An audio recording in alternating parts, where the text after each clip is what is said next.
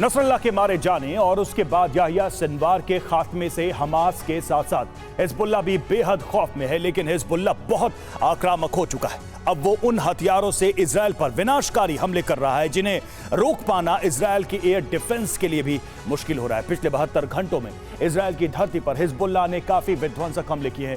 Hezbollah ने अब M80 rocket से हमले शुरू कर दिए। इस जंग में हिजबुल्लाह ने इस रॉकेट का इस्तेमाल पहली बार किया, जिसके आगे इजराइल के आयरन डोम भी फेल हो गए। हिजबुल्लाह के रॉकेट को रोक पाने में इजराइल को आखिर मुश्किल क्यों आ रही है, देखिए स्पेशल रिपोर्ट। अपने वजूद को बचाने के लिए हिजबुल्लाह आखिरी कोशिश कर रहा है।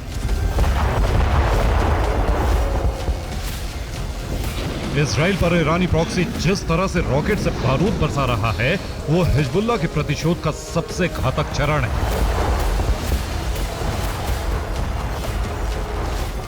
हिजबुल्लाह के हमले के बाद इजराइल के आयरन डोम फेल दिख रहे हैं।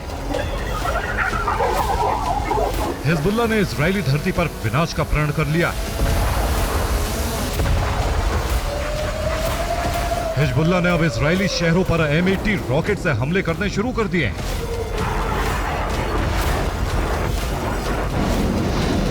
कहा जा रहा है कि इजराइल के साथ युद्ध में इस रॉकेट का इस्तेमाल ईरानी प्रॉक्सी ने पहली बार किया है।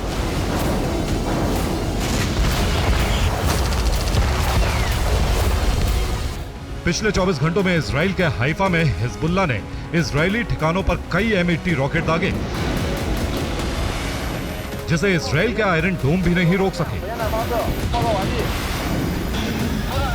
हिजबुल्लाह फोर्सेस ने किरियात में भी इजरायली ठिकानों पर हमले किए, जहां तेज धमाके सुने। धमाकों के दौरान सायरन भी नहीं बजे।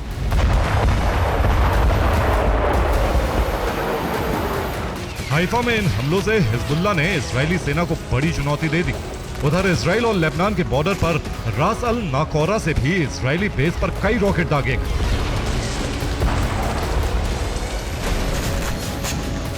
यहां इजराइल का समुद्री बेस है। ये हमले भी M80 रॉकेट से किए गए। M80 रॉकेट के बारे में माना जाता है कि हिजबुल्लाह के जखीरे का ये विध्वंसक हथियार है, जो बहुत बड़ी तबाही मचा सकता है। इस रॉकेट की लंबाई 95 सेंटीमीटर, वजन 10 किलोग्राम, 3.3 किलोमीटर दूर तक मार कर सकता है। यह जहां गिरता है वहां 35 मीटर के रेडियस में तबाही मचा देता है। इस रॉकेट का इस्तेमाल करके हिजबुल्लाह ये मैसेज भी देना चाहता है कि उसके बारूदी जखीरे में अभी कई विध्वंसक हथियार बाकी, जिनसे वो इजरायली ठिकानों पर आग बरसाता रहेगा।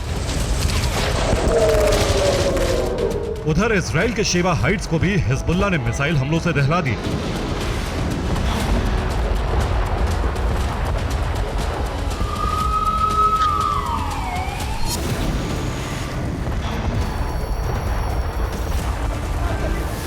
पिछले 24 घंटों में लेबनान की तरफ से 70 मिसाइलें इजराइल पर दागे गए।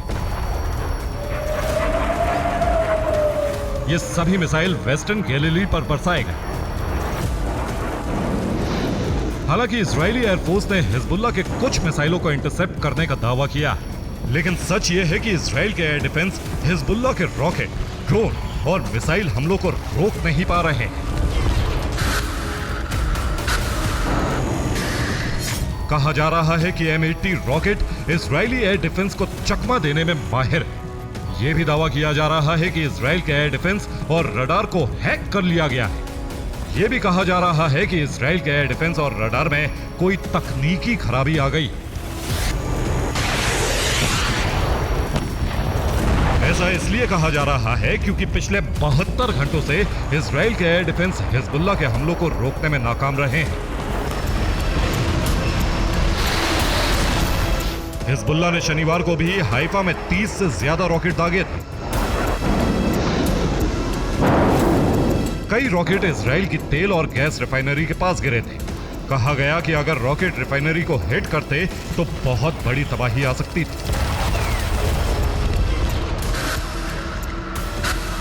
शनिवार को हिजबुल्लाह ने हाइफा में इजराइल के नेवल बेस को भी उस समय दहलाने की कोशिश की थी जब उसके कई रॉकेट इजरायली बेस के पास गिरे।